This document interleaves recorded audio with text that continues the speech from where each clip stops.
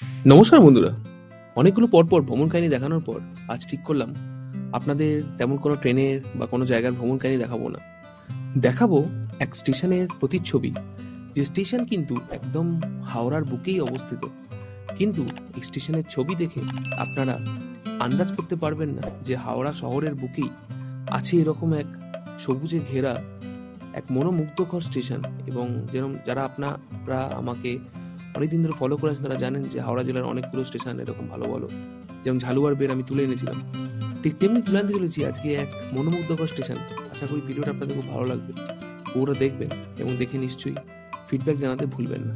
তো চলুন আজকের এই এক নতুন ধরনের জার্নি শুরু করা যাক।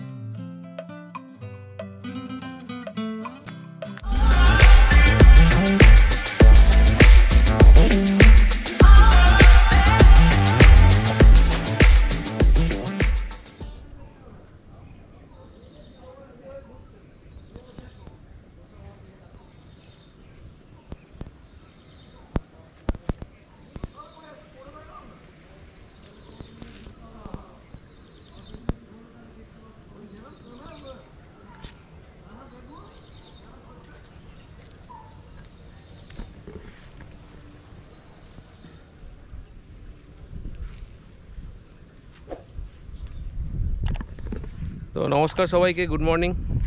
আর দেখতে পাচ্ছেন আমি আছি হচ্ছে এক জঙ্গল ঘেরা পরিবেশে, এবং এটি হচ্ছে একদম হাওড়া শহরের বুকেই আছি আমি। বাট দেখে মনে হচ্ছে হয়তো খুব কোনো অজপাড়াগায় পৌঁছে গেছি।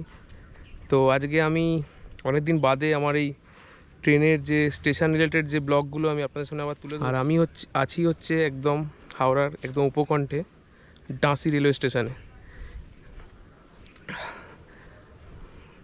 দেখতে পাচ্ছেন এটি হচ্ছে ডাঁসি রেলওয়ে স্টেশনের প্রবেশপথ।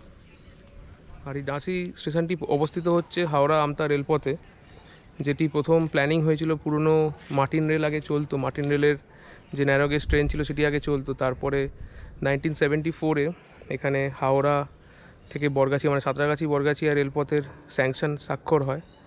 তারপর 84-এ প্রথম গড়ে ওঠে সাঁতরাগাছি থেকে ডোমজুর রেলওয়ে লাইন।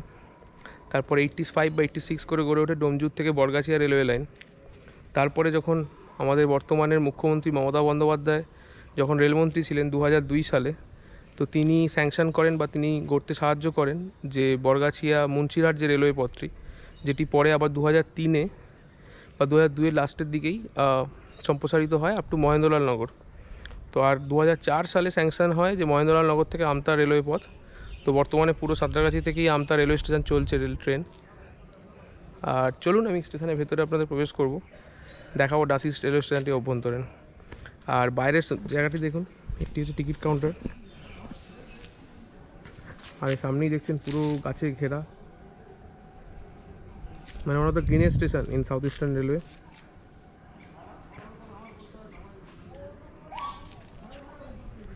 কিছু পুরনো রেলওয়ে কোয়ার্টারও দূরে দেখা যাচ্ছে, হয়তো সেগুলি অ্যাবান্ডান হয়ে গেছে এই মুহূর্তে। দেখুন দূরে ওই কটি বাড়ি, দুটো তিনটে বাড়ি দেখা যাচ্ছে। আর ডাঁসি রেলওয়ে স্টেশনে আসার রাস্তাটি বেশ প্যাঁচালো। সলভ থেকে আপনাদের ডান দিক নিতে হবে, মানে ডোমজুর রোডের দিকে গিয়ে বর্তমানে এখানে খাল সংস্কার কাজের জন্য যে মেন রাস্তাটি ছিল সেটি ভঙ্গুর হয়ে আছে, সারানো হয়নি ঠিক করে। তো সেই জন্য প্রায় লোকের বাড়ি ফাড়ির মধ্যে দিয়ে আমাদের আসতে হলো। তো চলো স্টেশনের ভেতরে গিয়ে আপনাদের স্টেশনটি দেখাচ্ছি।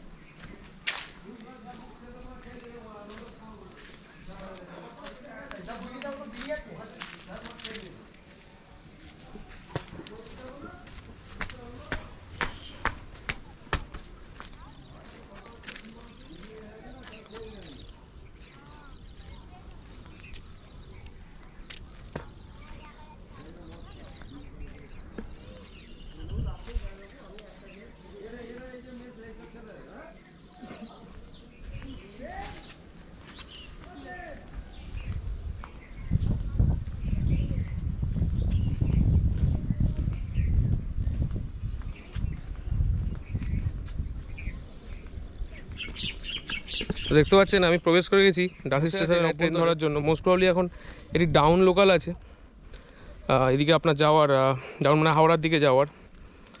আর স্টেশনটি দেখতে পাচ্ছেন পুরো পার্থেনিয়াম গাছে পুরো ছেয়ে গেছে, মানে এখানে এই লাইনে না আছে কোনো মেনটেনেন্স, না আছে কিছু, না রেল ভাবে এই ব্রাঞ্চ লাইন নিয়ে।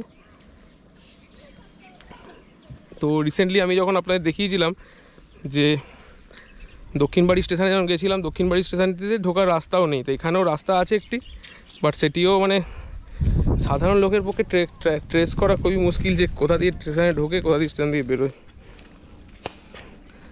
তো যাই হোক, তো দেখতে পাচ্ছেন এখানে মানে এমনি গাছগাছালি ঘেরা, এমনি অ্যাজ এ ঘোরা বা এসে টাইম পাস করানোর জন্য খুবই সুন্দর জায়গা। আর প্ল্যাটফর্ম আছে একটি মাত্র, তাও আবার স্পিড লিমিট দেওয়া আছে 30 বলে। তো এই ডাঁসি হচ্ছে বেসিক্যালি আপনাদের আপনি যখন সাঁতরাগাছি থেকে আসবেন, সাঁতরাগাছি পরের স্টেশন পড়বে বাঁকড়া নয়াবাজ আমতা লাইনে, বাঁকড়া নয়াবাজের পরে বাল্টিগুড়ি জাংশন কেবিন, যেখান থেকে একটি লাইন আমাদের আমতার দিকে এসে গেছে, আর একটি লাইন চলে গেছে টুয়ার্ডস ডানকুনির দিকে। আর আমতা লাইন দিয়ে ধরলে বাঁকড়ার পরের স্টেশন পরে হচ্ছে কোনা, আর কোনার পরের স্টেশনই হচ্ছে ডাঁসি। তো কোনা থেকে বেসিক্যালি দেখতে পাচ্ছেন ওই সামনের যে ওভারব্রিজটি দেখতে পাচ্ছেন, তো ওই ওভারব্রিজ দিয়ে ক্রস করে কোনা, মানে কোনা থেকে আপনি যখন এখান থেকে এয়ারপোর্ট যাবেন তো ওই কোনার ব্রিজটি ক্রস করতে হয়। তো সেই ব্রিজটির নিচ দিয়ে এই লাইনটি এসছে, যে একটি ওয়েস্টার্ন কি মানে ওইখানে কমপ্লেক্স গড়ে উঠছিল, কি নামটা ভুলে গেছি এক্স্যাক্টলি, সাদা কালারে দেখতে পাওয়া যায়, মানে আপনি যখন এয়ারপোর্ট যাবেন ডান দিকে দেখতে পাওয়া যায়। তো সেই কমপ্লেক্সটির পরে একটি ফ্লাইওভার পড়ে কোনা ঢোকার আগে, তো কোনা ঢোকার আগের যে ফ্লাইওভারটি পড়ে তার নিচ দিয়ে লাইনটি বেঁকে গেছে, বেঁকে এদিক দিয়ে এসছে ঘুরে, মানে বেসিক্যালি একটা ইউ টাইপের কার্ভ আছে এখানে। তো তারপরেই পড়ছে এই ডাঁসি স্টেশনটি। আর ডাঁসির পরের স্টেশন হচ্ছে আপনাদের ঝালুয়ার বেড়, যেখানে অলরেডি আমি আপনাদের দেখিয়েছিলাম যে ঝালুয়ার বেড়ের সৌন্দর্য, এবং এই স্টেশনটিও খুব একটা খারাপ নয়, কিন্তু এই মুহূর্তে কিছু মানে নুইসেন্স ক্রিয়েট হচ্ছে কিছু বাজে পাবলিকের জন্য, সেখানে স্টেশনটি কুখ্যাত, রাত্রের দিকে কেউ আসতে যায় না, বুঝতেই পারছেন, আমি ডিটেলস কিছু বলছি না। বোটটির অবস্থা দেখুন, বোটের সামনে গিয়ে যে সেলফি তোলা যাবে তারও অবস্থা নেই, এতটাই জঙ্গল হয়ে আছে।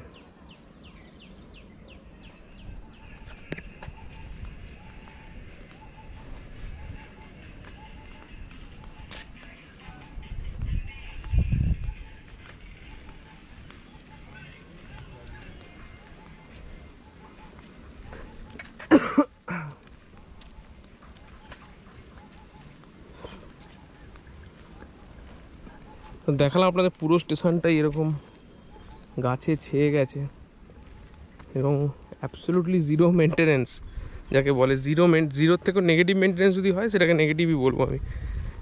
যা হোক করে 12 কারের কামড়া ধরানোর জন্য যা হোক করে এক্সটেন্ড করা হয়েছে,